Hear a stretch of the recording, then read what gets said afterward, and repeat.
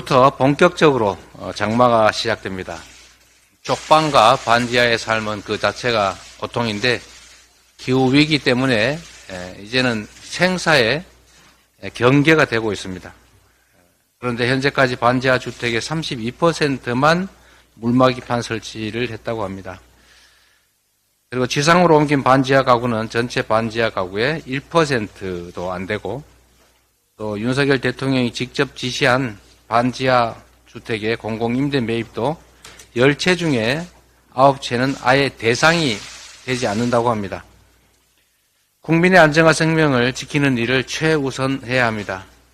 폭우로 생명을 잃고 삶의 터전을 잃는 일이 없도록 중앙정부와 지방정부들의 철저한 대비를 촉구합니다. 이거 매일 말해도 참 진전이 없고 상황은 악화돼서 참으로 안타깝습니다. 후쿠시마 오염수 방류를 막을 골든타임이 이제 얼마 남지 않았습니다. 일본이 28일에 설비에 대한 방류 전 최종 검사를 시작한다고 합니다. 이 검사를 끝으로 방류 준비 절차는 완료되는 셈입니다.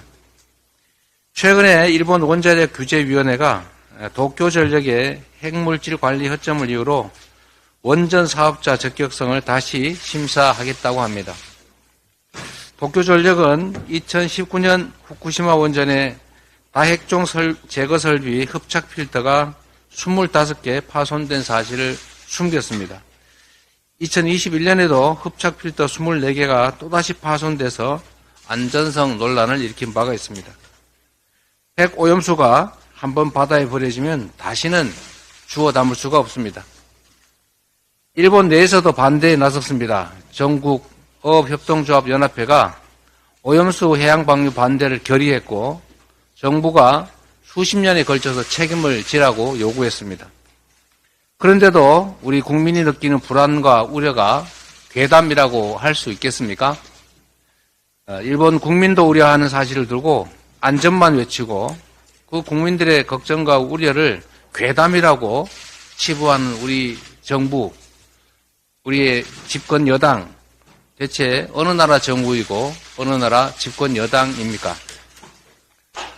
윤석열 정부는 오염수 방류 중단을 일본에 당당하게 요구해야 합니다. 오염수 방류 저지를 위한 국제해양법재판소 제소와 같은 실질 행동에 나서야 합니다. 일본 정부도 주변국의 반발과 우려를 겸허하게 수용하고 국민에게 약속한 바대로 방류 추진을 중단하도록 다시 한번 촉구합니다.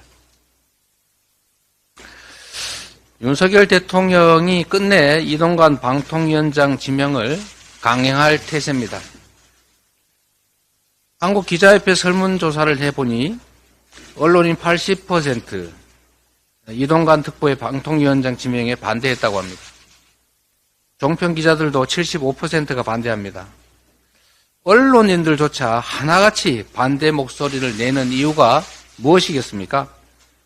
MB정부 당시에 언론 장악 주역으로 언론 자유를 빼앗고 언론 위에 군림했던 과거에 대한 심판이고 다시는 그런 퇴행을 용납할 수 없기 때문입니다. 국민도 언론인도 반대하는 오기 인사 이제 그만해야 합니다. 국민은 이미 이동관 특보에 대한 심판을 끝냈습니다. 언론인도 마찬가지입니다. 언론 장악은 물론이고 아들 학폭 은폐 의혹까지 있는 이동관 특보는 방통위원장은커녕 특보 자격조차 없는 분입니다. 윤석열 대통령은 더 이상 국민 뜻을 거스르지 말고 지금이라도 언론 장악이 아니라 민생 경제 살리기에 주력해 주시기 바랍니다. 이상입니다.